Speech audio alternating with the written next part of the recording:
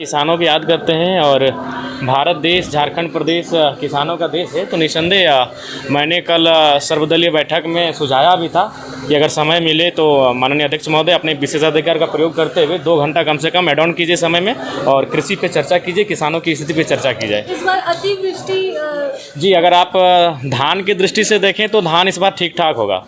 चूँकि धान के लिए इस बार हमें लगता है कि तमाम जो इससे पहले बाद खेत जिसे कहते हैं हम लोग वो पड़ती रहता था, लेकिन इस बार जिस प्रकार बारिश हुई है इस बार बहियार, कनारी या हेर के अलावा बाद में भी धान अच्छा होगा। लेकिन उसके बाद एक प्रभाव ये भी पड़ा है कि आपका मक्का तथा इत्यादि जो बाकी फसल होते हैं उनका नुकसान हुआ है। तो इस पर मैंने कल भी सुझाव दिया था माननीय अध्यक्ष महोदय थे, मुख्यमंत्री महोदय को, कि 2 घंटा कम से कम मानसून सत्र को कृषि सत्र का नाम दिया जाए और 2 घंटा किसानों पे विशेष चर्चा की जाए।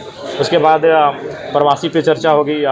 विस्थापन आज बहुत बड़ा मुद्दा हो चुका है। रिम्स 2 के नाम पे आप देख रहे हैं रोज़ जो तनावपूर्ण माहौल तैयार हो रहा है इस राज्य में, तो उन सब चीज़ों पर चर्चा होना अति आवश्यक है। धनबाद में आप देख सकते हैं कि कोयला खनन में किस प्रकार से अवैध ओबी डंप का मामला प्रकाश में आता है, अवैध खनन का मामला प्रकाश में आता है। तो इन चीज़ें पर बहस बहुत आवश्यक है और मैं अपने हिसाब से अपना जो मुझे समय अलॉटमेंट किया जाएगा उसके हिसाब से मैं इन विषय पर चर्चा करूंगा। रिम्स 2 को लेकर क्या रिम्स 2 बनना चाहिए? देखिए रिम्स 2 निसंदेह बनना चाहिए, लेकिन ज़मीन जो विवादित हो रही है उस ज़मीन पर चर्चा होनी चाहिए। चूँकि भूमि अधिग्रहण अधिनियम 2013 स्पष्ट कहती है कि आप जिस ज़मीन का किसी भी योजना परियोजना के लिए अधिग्रहण करते हैं उसमें 70 से 80% रैयतों की रजामंदी होनी आवश्यक है।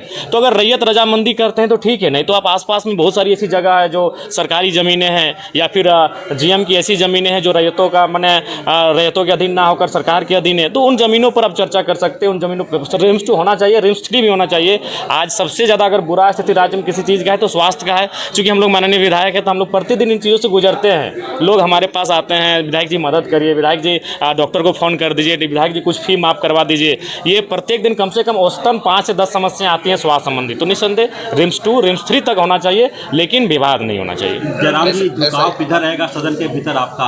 देखिए नहीं, हम तो जनता की आवाज़ बनकर आए हैं। जो जनता इन 3 महीनों में मैंने जिन चीज़ों को देखा सामने घटित हुई, जिन चीज़ों पे बात करनी चाहिए, मैं उन चीज़ों से सीधा बात रखूंगा।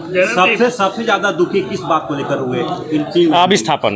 क्योंकि विस्थापन एक ऐसा चीज़ है कि ज़मीन हमारी है, ना उसका मुआवजा मिला है, ना अधिग्रहण किया गया है, ना नियोजन मिला है और जबरन उस पर कार्य किया जा रहा है, जबरन उस पर खनन किया जा रहा है, जबरन उस पर ओबी डंप किया जा रहा है। बागमारा में जिस तरीके से चाल धंसने से हादसा हुआ, आए दिन ऐसे हादसे। देखिए बागमारा में ये बागमारा, झरिया, धनबाद या फिर कोयलांचल की जो सीमा है उसमें ये नया नहीं है। इसका कारण है कि अवैध माइनिंग, तो इसके लिए कहीं ना कहीं सरकार के जो खासम लोग हैं उनका संरक्षण प्राप्त है। आप एक ज़िले में जहां कई IAS IPS हैं, अगर वहां इस प्रकार का कार्य होता है और उनके जानकारी में नहीं है, ये तो हो ही नहीं सकता है।